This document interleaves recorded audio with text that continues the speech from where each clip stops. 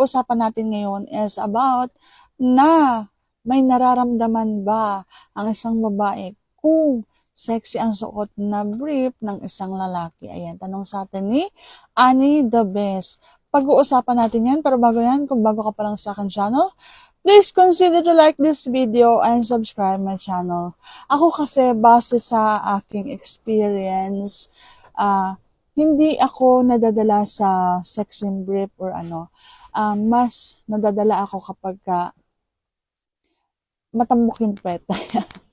So, more on pet ako. Pag sex and pet, yun. Parang ang sarap niyang pisilin. Yung bang matambok na matigas. Yan. So, doon ako mas may nararamdaman. At saka, hindi rin ako more on kasuotan.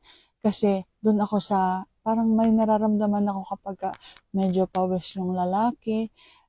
Parang ang sarap tingnan, yung mga ganon. Mas nakakaakit din guys yung boxer. Alam niyo yung boxer na hindi naman hapit na hapit.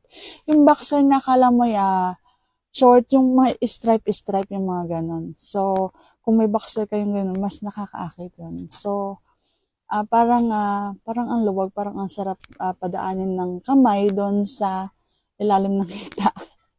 Ayun, yung ganon, parang presko. So, yun ang mas nakakaakit para sa akin bilang isa akong babae. Ewan ko lang sa ibang babae kung naaakit din silang ganun. Iba-iba naman kasi talaga guys ang mga babae. Pero kung ako ang tatanungin nyo, yun yung mga nakakaakit para sa akin. At yan lang ang aking masasagot for today's video. See you on my next vlog. Thank you for watching guys. And if you like this video, please consider to like and subscribe my channel.